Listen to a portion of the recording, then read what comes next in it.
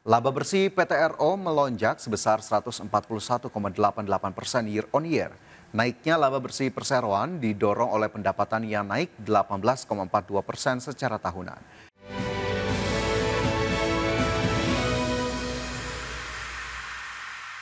Ya, Anda masih bersama kami di Market Buzz. Pemirsa, kita ke informasi selanjutnya yang datang dari emiten, diantaranya PT DCI Indonesia Tbk atau DCII yang membukukan laba bersih senilai 824,98 miliar rupiah hingga akhir September 2025 atau naik 83,5% year on year. Ya, meningkatnya laba bersih DCII seiring dengan peningkatan pendapatan yang tercatat naik 74,39% secara year on year. PT DCI Indonesia Tbk atau DCII membukukan peningkatan pendapatan dan laba bersih sepanjang 9 bulan 2025. DCII membukukan laba bersih 824,98 miliar rupiah sampai akhir September 2025. Laba bersih tercatat naik 83,5% dibandingkan dengan periode yang sama tahun lalu sebesar 449,48 miliar rupiah.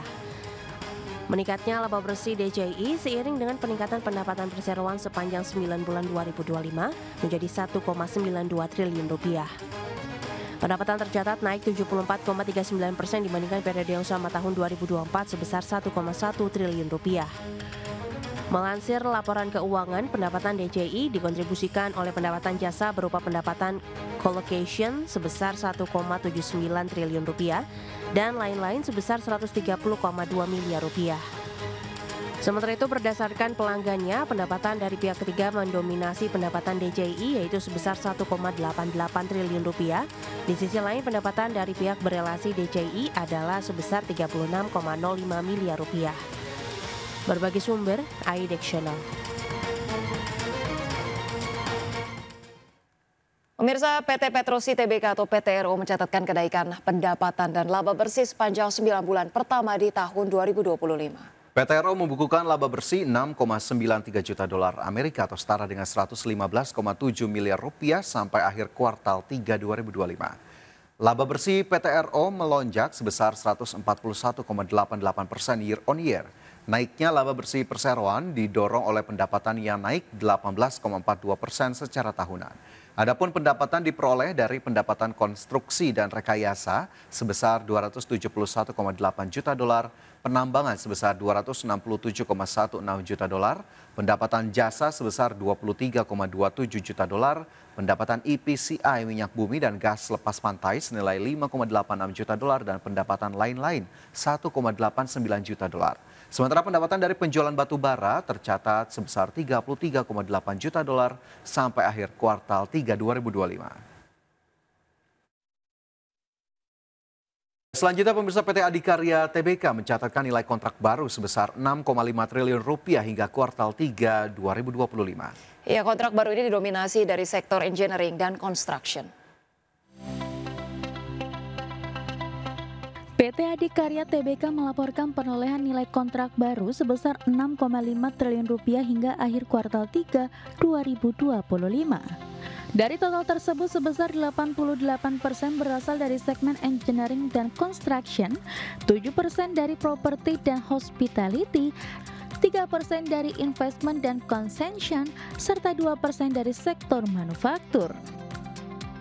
Berdasarkan pemilik pekerjaan, 50% nilai kontrak baru berasal dari pemerintah, 38% dari BUMN, dan 12% dari swasta. ADI juga mencatat total order book hingga saat ini mencapai 36 triliun rupiah. Proyek utama yang menjadi kontributor pendapatan ADI diantaranya Jalan Tol Jakarta Cikampek Selatan, Jalan Tol Solo Yogyakarta Kulon Progo, dan Jalan Tol Yogyakarta Bawen. Menurut Sekretaris Perusahaan ADI Rozi Sparta, prospek industri konstruksi pada tahun 2026 diperkirakan masih positif. Hal ini didukung program pemerintah baru dalam melanjutkan pembangunan infrastruktur. ADI sendiri fokus memperkuat fundamental bisnis dan kompetensi inti sebagai kontraktor. Berbagai sumber, IDX Channel. Ya, pemirsa, berbagai informasi menarik lainnya akan kami hadirkan usai jeda berikut ini. Tetaplah bersama kami.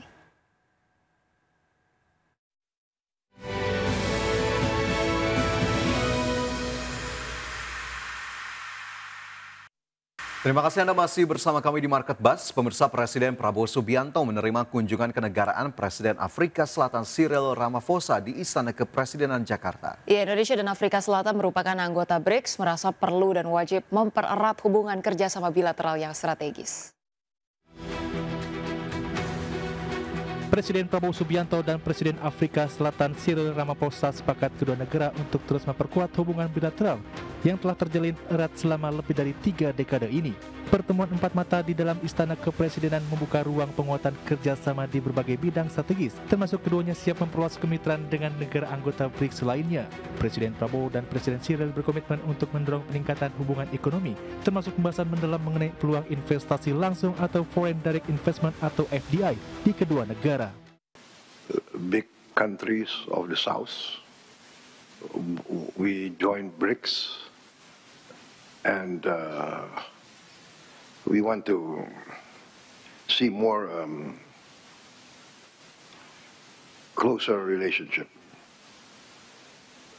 We consider South Africa to be a strategic partner in Africa. You are a great leader in Africa, and I think Africa is the future rising economy and rising continent. Sementara itu, Presiden Afrika Selatan Cyril Ramaphosa menilai Indonesia dan Afrika Selatan merupakan negara besar yang berasal dari wilayah selatan dunia dan merupakan bagian dari aliansi ekonomi negara berkembang BRICS. Presiden Cyril menegaskan penguatan kemitraan strategis Indonesia-Afrika Selatan akan membuka jalan bagi pertumbuhan ekonomi yang lebih masif. Kerjasama bilateral Indonesia dan Afrika Selatan yang terjadi lebih dari 3 dekade ini telah menghasilkan hubungan perdagangan yang saling menguntungkan. Tercatat hingga sepanjang periode Januari hingga Agustus 2025, total perdagangan kedua negara mencapai 1,42 miliar dolar Amerika Serikat. Dari Jakarta, Tim Liputan, IDXNU. Pemirsa, dalam 1 tahun pemerintahan Prabowo Gibran, sektor pertanian mencatatkan lonjakan kinerja dan capaian di sejumlah sektor pertanian. Menteri Pertanian menyebutkan upaya revitalisasi sektor pertanian nasional terbukti nyata bisa mewujudkan swasembada pangan. Menteri Pertanian Amran Sulaiman menyampaikan kinerja sektor pertanian berhasil menjadi penyumbang terbesar terhadap produk domestik bruto nasional dengan kontribusi mencapai 13,83%. Selain itu, nilai tukar petani juga tercatat naik tajam hingga 124,36, tertinggi dalam sejarah. Capaian lain juga terlihat dari cadangan beras Bulog yang menembus level 4,2 juta ton dan menjadi tertinggi sepanjang sejarah. Sementara itu, untuk ekspor pertanian juga mengalami kenaikan hingga 42,19% dibanding tahun lalu. Untuk produksi beras dalam 1 tahun terakhir tercatat naik dari 30 juta ton menjadi 33,19 juta ton dan diperkirakan akan mencapai 34 juta ton di akhir tahun. Lonjakan 4 juta ton dalam 1 tahun ini disebut sebagai kenaikan tertinggi dalam sejarah pertanian Indonesia. Selama ini, selama 1 tahun, produksi beras sampai hari ini itu 33,19 juta ton. Tahun lalu, 1 tahun itu 30 juta ton.